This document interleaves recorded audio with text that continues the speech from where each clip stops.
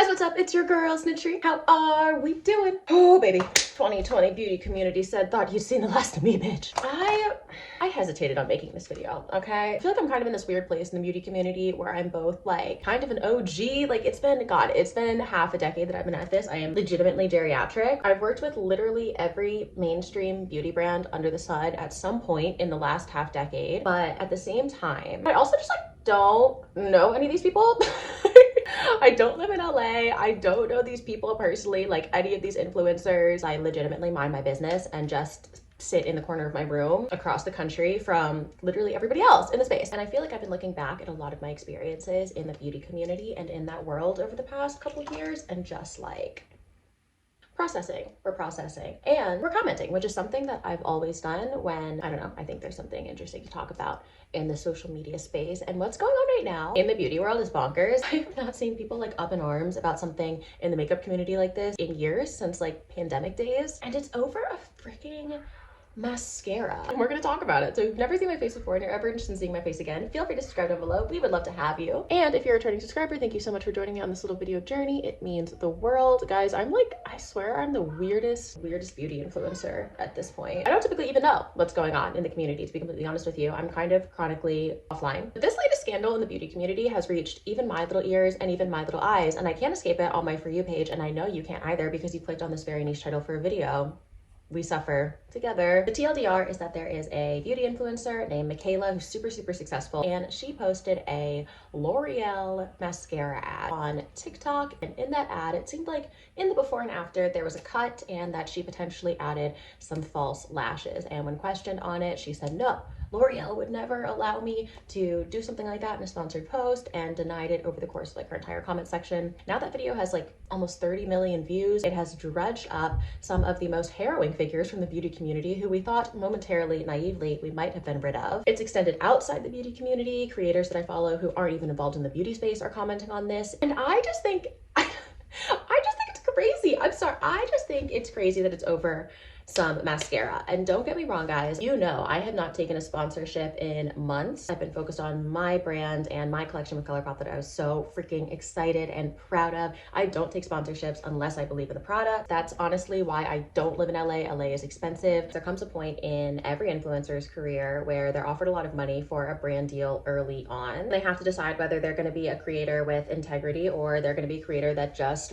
endlessly chases the bag. That's the first part of this conversation. And it's what I'm seeing a lot of people talk about, like the honesty in who you partner with. But that's not necessarily like relevant to what happened with Michaela, because this mascara that now has gone hyper viral, it couldn't have worked out better for L'Oreal. Every influencer under the sun is now trying this mascara out. I was gonna try it, but I had these lash extensions, yet another way that they ruined my life. But yeah, this mascara is apparently like pretty good. It's affordable, people enjoy it. And in her video, when she initially applies the first couple coats on camera, like it looked really good. This isn't a case of her promoting a product that doesn't work. It's just a case of allegedly, potentially lying. You know, I've seen other people comment on the situation, people who know significantly more about makeup even than I do, like professional makeup artists, and it seems to be a general consensus that there might have been a little bit of extra lash there. I freaking, oh my gosh, Ardell, the lash brand, made a video on their own TikTok commenting on the situation, like accusing her of using Ardell wispies in the ad. It has just gone so far. To me, I don't know. It looks like there might be a little extra something,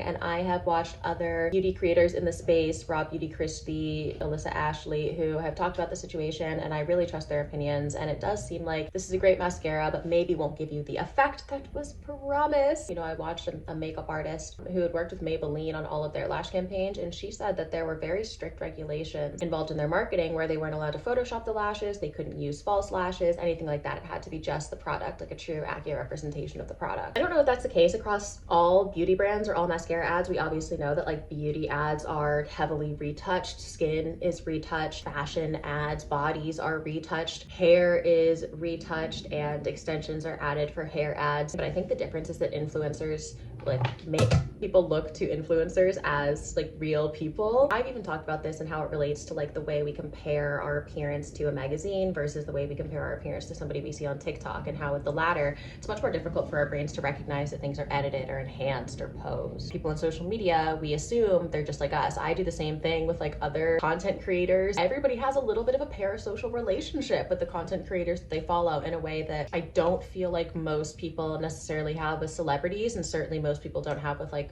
models or brands. So there's an extra level of betrayal that comes with feeling like you're being lied to or misled by somebody who you feel like is your friend, especially if that friend has created a brand off of being honest and relatable. All of that said, the point of this video is not to question whether or not a creator used false lashes in a mascara ad. Is it bad to lie? Yes. Is this something that should be talked about? Absolutely. Do we need to change the way we look at influencer marketing? 100%.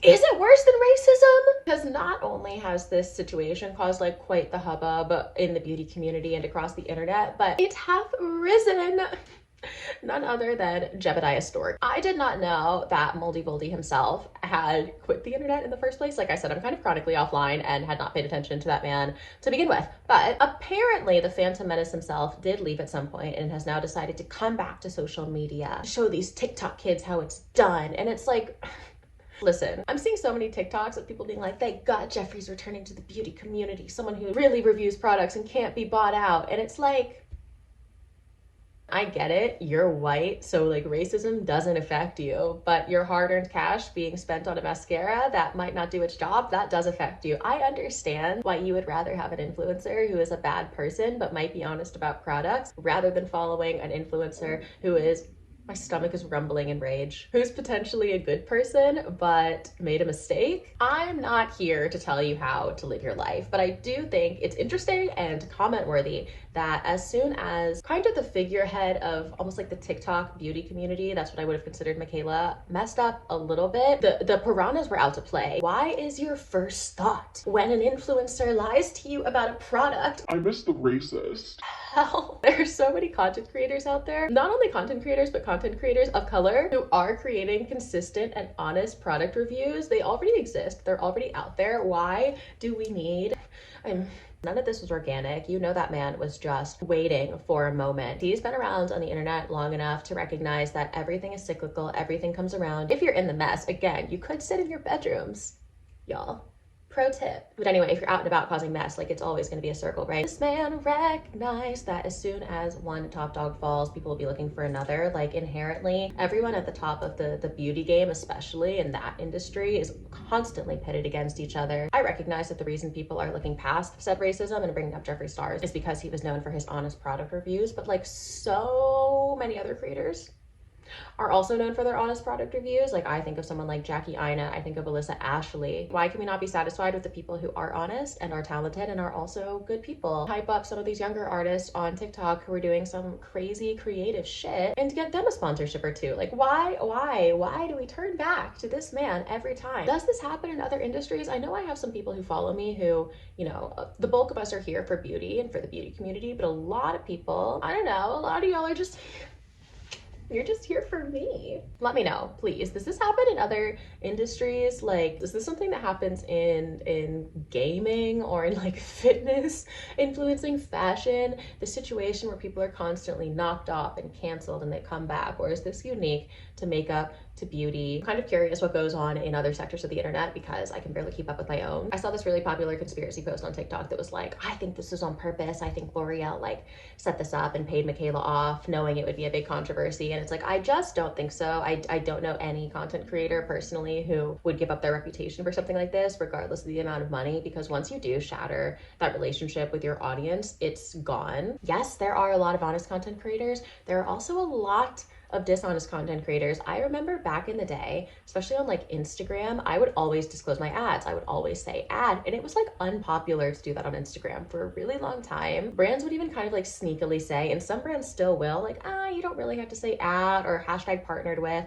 or any kind of disclosure. Like it's just organic. The FTC is definitely supposed to crack down on stuff like that, but at least to my knowledge, that doesn't really happen. I think it's kind of still the wild, wild west. But all to say, much like the human population, there are good content creators and bad content creators, and some content creators do lie, and most of the time they are not caught. Whether it's not disclosing an ad or lying about the product, this has been happening for a really, really long time. And I just find it simultaneously good that it's being called out, and maybe influencers will second guess the integrity with which they're fulfilling their deals or promoting products, but also find it just absolutely nutty that this mascara caused so many OGs to come back and comment, to try the mascara for themselves, to announce that they are coming back to product reviews. I don't know, I just think it's interesting how seemingly quickly everything can change. It's like there was a calm before a storm and all it took was some freaking false lashes, besties. But on that note, I feel like I've talked too much and I haven't gotten ready literally at all. It is actively getting dark. My mom is literally calling me right now. Okay,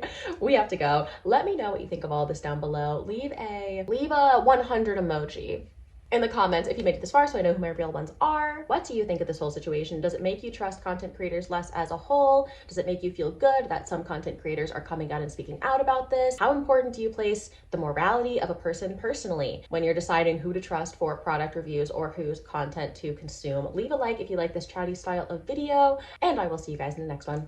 Bye guys.